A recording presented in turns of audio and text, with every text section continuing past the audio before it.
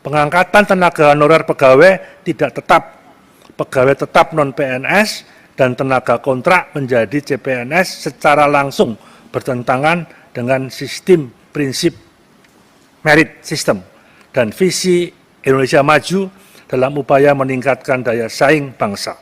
Corong Edukasi, Pusat Informasi Pendidikan Terupdate. Baik, untuk memulai acara kita pada hari ini, kami persilakan Bapak Menteri PAN RB untuk menyampaikan materinya berkenaan dengan perubahan atau rancangan perubahan atas Undang-Undang Nomor 5 Tahun 2014 tentang aparatur sipil negara. Kami silakan, Pak. Terima kasih. Assalamualaikum warahmatullahi wabarakatuh. Selamat siang, salam sejahtera untuk kita semuanya.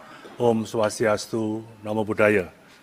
Yang saya hormati, pimpinan rapat hari ini yang dipimpin oleh Bapak Wakil Ketua, Saudara Ketua, Wakil Ketua, dan Bapak Ibu para anggota Komisi 2 yang saya hormati, yang mewakili Menteri Keuangan, Pak Dirjen, yang mewakili Menteri Hukum dan HAM, Pak Dirjen Kumham, yang mewakili Pak Mendagri, Pak Sekjen Kemendagri, hadir Sesmen dan semua eselon 1, staf khusus dan eselon 2, Kemenpan RB. Yang pertama, saya menyampaikan terima kasih dan mohon maaf pada Ketua Komisi 2 yang seharusnya agenda rapatnya adalah kemarin, hari Rabu. Kita minta dirubah hari ini karena kemarin ada rapat Kabinet Paripurna, sehingga semua menteri tidak bisa hadir. Dan hari ini juga ada rapat terbatas, membahas masalah-masalah hal yang krusial yang harus dihadiri oleh Menteri Keuangan, oleh Mendagri, oleh Menteri Hukum dan HAM, yang harusnya saya juga hadir, tapi kan nggak mungkin ini semua diwakili, kan nggak mungkin, jadi saya ditugaskan untuk tetap hadir di acara Komisi 2 DPR RI di sini. Bapak Ibu anggota yang saya hormati, beberapa hal yang ingin kami sampaikan secara singkat. Yang pertama, bahwa izinkan kami atas nama pemerintah menyampaikan apresiasi dan ucapan terima kasih kepada pimpinan dan anggota DPR, khususnya Komisi 2 DPR RI, yang telah menyampaikan usulan perubahan terhadap Undang-Undang Nomor 5 Tahun 2014 tentang aparatur sipil negara melalui Surat Ketua DPR Nomor LJ 4759 DPR RI /4 Romawi /2020 tertanggal 3 April 2020 kepada Presiden RI. Hal penyampaian rancangan undang-undang tentang perubahan atas Undang-Undang Nomor 5 Tahun 2014 tentang aparatur sipil negara. Usulan perubahan ini juga mencerminkan perhatian dan kepedulian Bapak Ibu anggota DPR RI khususnya yang terhormat terhadap berbagai permasalahan dalam manajemen aparatur sipil negara. Sehingga momen pembahasan perubahan ini akan banyak kita diskusikan, kita bicarakan, dan kita sempurnakan dari konteks undang-undang ini. Bapak Ibu anggota Komisi 2 DPR RI yang saya hormati, sebagaimana tindak lanjut daripada surat pimpinan DPR, Menseknek lewat surat dari Seknek tanggal 19 April 2020, hal rancangan undang-undang tentang perubahan atas Undang-Undang Nomor 5 Tahun 2014 tentang aparatur sipil negara kepada Menpan RB, kemudian Menteri Keuangan, Mendagri, Menteri Hukum dan HAM telah meminta kepada menteri-menteri tersebut yang dikoordinir oleh Kemenpan RB melakukan pembahasan dan penyusunan daftar inventarisasi masalah dengan melibatkan kementerian lembaga yang terkait. Dengan dasar hasil pembahasan dan telahan yang dilakukan bersama lintas kementerian lembaga sebagaimana disebutkan di atas, telah disampaikan pandangan pemerintah sebagai berikut. Yang pertama, Undang-Undang 5 Tahun 2014 tentang ASN merupakan salah satu karya legislasi yang penting dan strategis yang pernah diinisiasi oleh DPR dan disepakati bersama pemerintah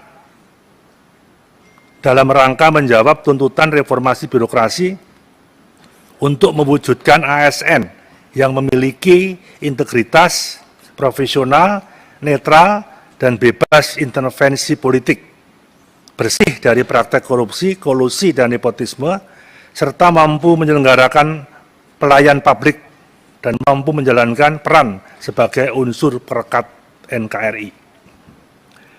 Yang kedua, bahwa Undang-Undang Nomor 5 Tahun 2014 tentang ASN telah mengamanatkan bahwa dalam menetapkan kebijakan dan penyelenggaraan manajemen ASN harus berbasis kepada sistem merit, yaitu kebijakan manajemen ASN yang berdasarkan pada kualifikasi, kompetensi, dan kinerja tanpa membedakan latar belakang politik, hukum, ras, warna kulit, agama, asal-usul, jenis kelamin, status pernikahan, umur, serta kondisi kecacatan.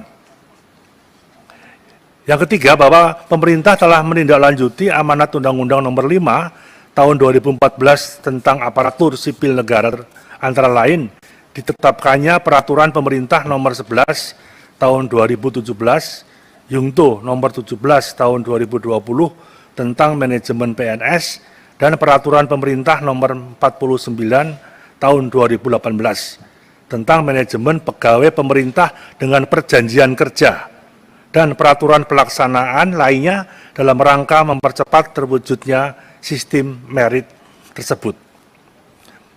Dengan dasar evaluasi yang kami lakukan selama ini, bahwa implementasi dari peraturan dimaksud telah mampu meningkatkan efektivitas, efisiensi, dan peningkatan kinerja birokrasi dalam rangka memberikan pelayanan secara optimal kepada masyarakat.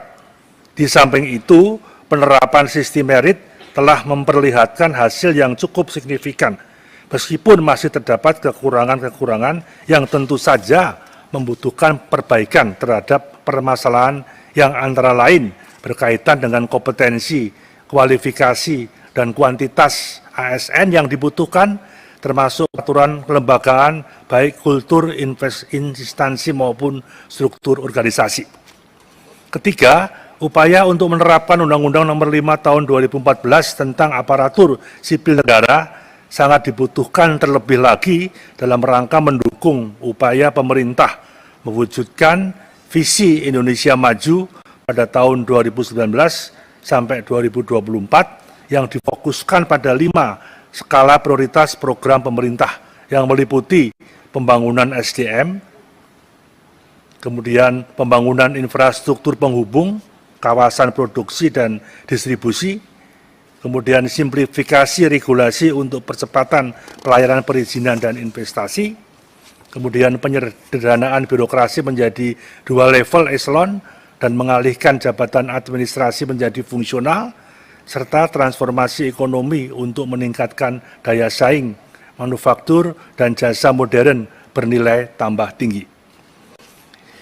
Yang keempat, dalam perkembangan selanjutnya dengan terjadinya pandemi COVID telah memaksa birokrasi pemerintahan untuk melakukan perubahan-perubahan agar mampu bergerak lebih fleksibel dan tetap produktif atas dasar pengalaman memberlakukan bekerja di rumah, sistem kerja jarak jauh, sistem monitoring dari jauh, fleksibilitas waktu kerja, dan lainnya, dengan tetap memperhatikan produktivitas dan kinerja, baik individu maupun organisasi pemerintah memandang perlu untuk memperkuat pelaksanaan merit system, khususnya dalam kaitan dengan sistem kerja dengan tatanan kenormalan baru. Dalam hal ini menerapkan e-government perlu ditingkatkan lagi, seperti penggunaan kantor elektronik atau e-office yang paperless, kemudian pengurangan kuantitas pelaksanaan rapat-rapat secara langsung dan secara fisik. Dengan telah diterapkannya digitalisasi pelaksanaan pekerjaan dari rumah, mengharuskan pemerintah mereview dan melakukan pemetaan ulang terkait dengan kebutuhan ASN, baik dari segi jumlah maupun komposisi. Untuk itu pemerintah sedang menyusun, sudah hampir selesai ini, mengenai Grand Design Manajemen ASN sebagai respon pemerintah terhadap tatanan kenormalan baru yang dipelopori bersama oleh Kementerian Keuangan, Kementerian Dalam Negeri, Kementerian Hukum dan HAM, Kemenpan RB, Kepala BKN, Kepala LAN, dan KSN. Maksud dan tujuan dari ditetapkannya Green Dijan tersebut adalah dalam rangka memperkuat manajemen ASN sebagaimana diamanatkan dalam Undang-Undang Nomor 5 Tahun 2014. Bapak Ibu Ketua, Pimpinan dan Anggota Komisi 2 DPR RI yang kami hormati, adapun pokok-pokok bahasan sebagai usulan perubahan telah disampaikan pimpinan Dewan yang terhormat dan dapat kami sampaikan pandangan berdasarkan beberapa kelompok substansi, yaitu 1. Berkaitan dengan penghapusan Komisi Aparatur Sipil Negara, pengalihan tugas, fungsi, dan kewenangan pengawasan sistem merit dari Komisi Aparatur Sipil Negara ke Menteri Pan-RB. Secara prinsip dan secara intinya, semua kementerian, lembaga, dan Pemda memang selama ini KSN berperan. Tapi kalau ada permasalahan-permasalahan, yang disalahkan pasti adalah Kemenpan RB. Jadi kami memahami kalau lebih baik dalam satu komando sajalah. Yang urusan CPNS, urusan sistem merit, urusan pengalihan jabatan, fungsional, dan sebagainya dalam satu kementerian, yaitu Kementerian Pan-RB. Jadi secara prinsip bahwa memang KSN memiliki fungsi tugas sebagai fungsi pengawas yang bersifat netral dan independen untuk mengawal dan melakukan pengawasan pelaksanaan sistem merit, penegakan kode etik, dan seterusnya. Apabila pasal 27 sampai dengan pasal 42 dihapuskan, maka secara fundamental akan juga memperbaiki sistem konstruksi keseluruhan Undang-Undang Nomor 5 Tahun 2014. Jadi langkah strategis dan skala prioritas yang perlu dilakukan saat ini dalam rangka optimalnya pengawasan sistem merit, manajemen ASN adalah memberikan penguatan dan sistem daripada peran yang ada. Ini nanti akan bisa kita jabarkan berlanjut dalam pembahasan revisi undang-undang ini, apakah tetap dikembalikan pada Kemenpan RB, sehingga ada satu komando, satu kor, satu telahan yang sehingga jelas tanggung jawabnya. Dan saya yakin pemerintah juga akan terbuka, akan mandiri, juga akan kreatif di sini. Bapak Ibu sekalian yang saya hormati, melakukan evaluasi sistem merit itu memang dikaitkan dengan kebutuhan dan dinamika organisasi serta dampak anggarannya, sehingga implementasi pengawasannya tidak menjadi rigid atau detail yang justru berpotensi pada terjadinya inefisiensi baik dari segi proses maupun anggaran. Melakukan evaluasi kinerja ASN juga memberikan penguatan fungsi maupun peran dari KSN, juga dalam upaya untuk tetap menjaga tidak terjadinya tumpang tindih pelaksanaan tugas antara KSN dengan tugas dan kementerian lembaga lainnya. Di samping itu juga pemerintah sedang melaksanakan program penyederhanaan birokrasi dan dalam kondisi new normal yang sekaligus digunakan untuk mengkalkulasi ulang penataan kelembagaan dan formasi ASN. Bapak Ibu anggota Komisi 2 yang saya hormati, penetapan kebutuhan PNS yang disertai dengan jadwal pengadaan, jumlah dan jenis jabatan yang dibutuhkan, serta kriteria untuk masing-masing jabatan yang menjadi dasar diadakannya pengadaan, dan jika dibutuhkan PNS belum ditetapkan, maka pengadaan PNS itu bisa dihentikan. Penambahan pengaturan ini pada dasarnya sudah ditetapkan dalam pengaturan teknis, sehingga tidak perlu diatur dalam undang-undang. Setiap instansi pemerintah akan ditunda pengadaan CPNS-nya jika tidak melengkapi kriteria yang dipersyaratkan. Bahkan secara nasional pengadaan dapat ditunda karena kondisi-kondisi tertentu. Yang ketiga, berkaitan dengan kesejahteraan pegawai pemerintah dengan perjanjian kerja P3K. Pengaturan pegawai pemerintah dengan perjanjian kerja P3K antara lain P3K mendapat pensiun dan jaminan hari tua, serta tunjangan dan fasilitas. Penambahan substansi ini tidak diperlukan mengingat pemerintah telah menerbitkan PP nomor 49 tahun 2018 tentang manajemen P3K yang antara lain sudah mengatur bahwa mekanisme pemberian tabungan hari tua dan fasilitas bagi P3K akan dilakukan melalui lembaga pengelola pensiun sesuai dengan peraturan perundang-undangan yang ada. Dalam kerangka Undang-Undang Nomor 5 Tahun 2014, khususnya terkait dengan pemberian jaminan pensiun, pemerintah akan melaksanakan reformasi sistem pensiun berdasarkan iuran pasti. Dalam rangka mengurangi beban fiskal, dengan sistem ini maka pegawai akan mendapatkan manfaat pensiun sesuai dengan iuran yang telah dibayarkan. Beserta hasil pengembangannya, di mana masa kerja PNS memang dirancang untuk melayani sampai dengan batas usia pensiun, sedangkan P3K menjalankan tugasnya sesuai dengan masa perjanjian kerja. Manfaat jaminan purna kerja yang diberikan kepada P3K adalah jaminan hari tua, yang juga digunakan konsep iuran pasti, di mana pemerintah sebagai pemberi kerja maupun P3K sebagai pihak yang dipekerjakan memberikan kontribusi terhadap jaminan hari tua.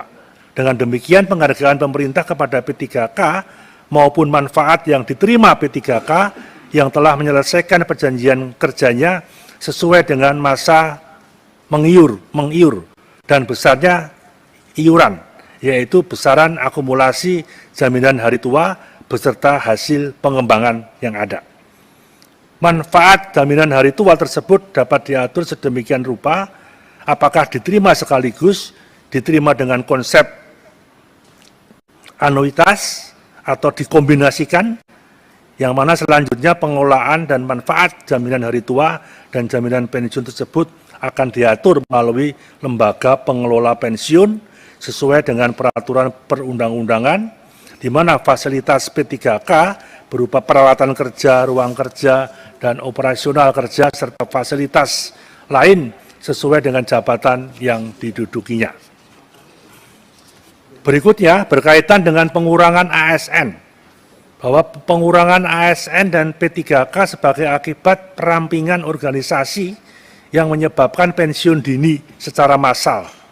Pemerintah berkonsultasi dengan DPR berdasarkan pada evaluasi dan perencanaan pegawai. Penambahan substansi ini perlu dipertimbangkan mengingat berdasarkan pasal 4 ayat 1 Undang-Undang Dasar tahun 45 bahwa Presiden memegang kekuasaan tertinggi atas penyelenggaraan pemerintahan. Kemudian penyelenggara pemerintahan sehari-hari dilaksanakan oleh aparatur sipil negara, sehingga kebijakan pemerintah untuk merampingkan organisasi juga merupakan hak daripada pemerintah atau salah satu daripada prerogatif Presiden. Selain itu, perampingan organisasi berdasarkan evaluasi dan perencanaan pegawai dalam organisasi kementerian lembaga itu dilakukan dalam rangka meningkatkan performa kinerja yang ada. Pemerintah berpendapat berdasarkan Undang-Undang Nomor 39 Tahun 2008 tentang Kementerian Negara, diatur bahwa perubahan kementerian diberitahukan kepada DPR terlebih dahulu. Sejalan dengan ketentuan tersebut, agar tidak terjadi pelaksanaan undang-undang yang tidak harmonis, maka peraturan ini menurut hemat kami tidak perlu dirubah. Bapak Ibu pimpinan dan anggota Komisi 2 yang saya hormati, pengangkatan tenaga honorer, bahwa pengangkatan tenaga honorer pegawai tidak tetap, pegawai tetap non-PNS, dan tenaga kontrak yang bekerja terus-menerus dan diangkat berdasarkan surat keputusan yang dikeluarkan sampai dengan tanggal 15 Januari 2014 menjadi PNS secara langsung. Berikut pandangan pemerintah terkait hal ini. 1. Pemerintah berpendapat bahwa sesuai dengan sistem merit, pada dasarnya setiap warga negara Indonesia mempunyai kesempatan yang sama untuk melamar menjadi PNS atau P3K. Setelah memenuhi persyaratan penerimaan PNS dan P3K, dilaksanakan melalui penilaian secara objektif berdasarkan kompetensi, kualifikasi, kebutuhan instansi pemerintah, dan persyaratan lain yang dibutuhkan dalam jabatan. Sejak diterapkan PP 48 tahun 2005, tentang pengangkatan tenaga honorer menjadi CPNS ada dalam pasal 8 yang secara tegas dinyatakan bahwa pejabat pembina kepegawaian PPK dilarang mengangkat tenaga honorer atau yang sejenis. Pengangkatan tenaga honorer pegawai tidak tetap, pegawai tetap non-PNS dan tenaga kontrak menjadi CPNS secara langsung bertentangan dengan sistem prinsip merit system dan visi Indonesia Maju dalam upaya meningkatkan daya saing bangsa. Di samping itu, pengangkatan secara langsung tersebut menjadi tidak adil bagi putra-putri terbaik bangsa yang berkeinginan untuk bekerja di lingkungan instansi pemerintah, karena peluang mereka tertutup dengan dilakukannya pengangkatan tenaga honorer tersebut. Padahal dalam pasal 2 secara tegas dinyatakan bahwa kebijakan dan manajemen ASN antara lain berdasarkan atas dasar profesionalisme, non-diskriminatif, serta keadilan dan kesetaraan. Bapak Ibu anggota Komisi 2 yang kami hormati, pemerintah dalam kurun waktu 2005-2014 telah melakukan seleksi terhadap tenaga honorer ex-THK 2 dan mengangkat mencapai 1.070.092 tenaga honorer yang dinyatakan lulus seleksi dari jumlah total PNS. Kemudian pada tahun 2018 bahwa pemerintah menetapkan kebijakan mengikutsertakan tenaga honorer ex-TKH 2 yang memenuhi syarat untuk mengikuti seleksi CPNS dengan formasi khusus yang pada saat itu berhasil lulus 6.811 orang. Selanjutnya pada tahun 2019 dilakukan pula seleksi P3K bagi tenaga honorer ex-TKH 2 yang memenuhi syarat yang dinyatakan berhasil lulus sejumlah 51.293 orang yang ada.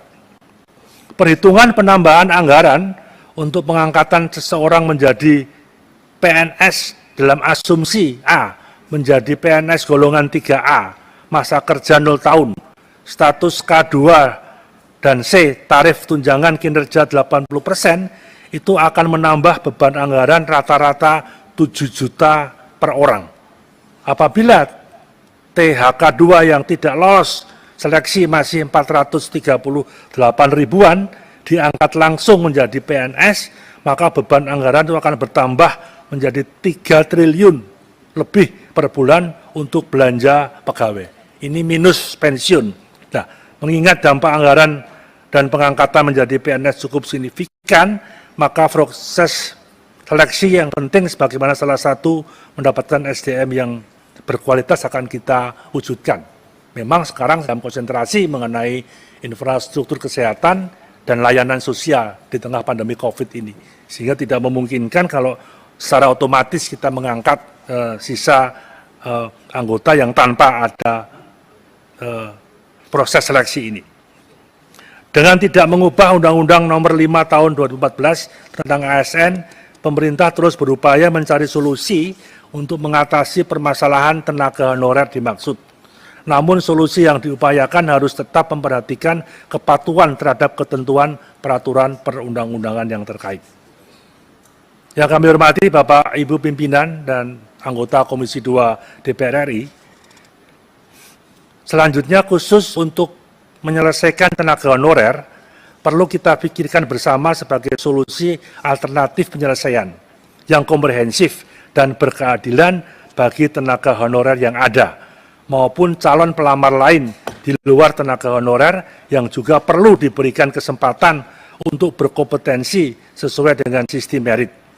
Adapun usulan kami terkait dengan penyelesaian tenaga honorer dengan tetap dalam koridor ketentuan peraturan perundang-undangan yang ada saat ini, yaitu perlu dilakukan upaya-upaya sebagai berikut. 1. Memberikan kesempatan bagi mereka yang memenuhi persyaratan untuk mengikuti tes CPNS sesuai dengan peraturan perundang-undangan yang ada. 2. Bagi mereka yang tidak memenuhi persyaratan mengikuti tes CPNS, namun memenuhi persyaratan sebagai P3K diberikan kesempatan mengikuti P3K. Bagi mereka yang tidak lulus CPNS namun masih memenuhi persyaratan sebagai P3K diberikan kesempatan untuk mengikuti tes P3K. Bagi mereka yang tidak lulus tes CPNS maupun P3K diberikan kesempatan lagi untuk bekerja sesuai dengan kebutuhan instansi pemerintahnya sesuai peraturan perundang-undangan dengan gaji yang disesuaikan dengan UMR di wilayahnya dan diberikan kesempatan sampai tahun 2023. Kemudian Kemenpan RB akan terus berkoordinasi lebih lanjut dengan Kementerian Keuangan, Kementerian Dalam Negeri, Kementerian Hukum dan HAM, dan pemerintah daerah untuk menyusun strategi menyelesaikan terhadap permasalahan tenaga honorer yang tidak lulus baik tes CPNS maupun tes P3K.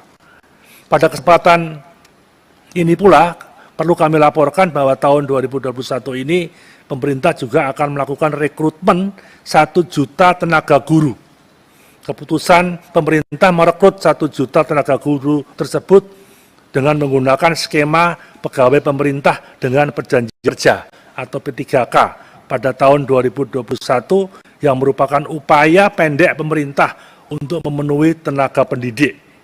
Rencana ini di samping untuk menyelesaikan kekurangan tenaga guru yang selama ini diisi oleh tenaga honorer, juga dimaksudkan untuk memberikan kesempatan bagi yang telah berusia di atas 35 tahun untuk memperoleh kepastian status kepegawaiannya. Rencana ini sudah dikaji sejak awal tahun 2020 bersama Kementerian Pendidikan dan Kebudayaan, Kementerian Keuangan, Kementerian Dalam Negeri, dan Badan Kepegawaian Negara. Yang kami hormati Bapak Ibu pimpinan dan anggota Komisi 2 DPR RI. Demikian beberapa pendapat yang dapat kami sampaikan, dan atas nama pemerintah sekali lagi kami menyampaikan ucapan terima kasih yang sangat besar kepada pimpinan dan Bapak Ibu anggota Komisi 2 atas segala perhatian terhadap tata kelola ASN selama ini, di mana harapan kami tentunya pemerintah dan DPR RI akan siap bekerja bersama-sama memberikan dan mendapatkan solusi yang terbaik dalam rangka membangun ASN yang profesional, yang berintegritas dalam rangka pelaksanaan pemerintahan, pembangunan, dan layanan publik. Sehingga ini bagian juga daripada reformasi birokrasi dalam upaya untuk konsolidasi peningkatan kualitas sumber daya manusia dan konsolidasi penyederhanaan birokrasi yang mana memperbesar, memberikan kewenangan leadernya kepada eselon 1 dan eselon 2 dan memangkas jabatan-jabatan struktural eselon 3, 4, 5 menjadi jabatan. Corong Edukasi, Pusat Informasi Pendidikan terupdate.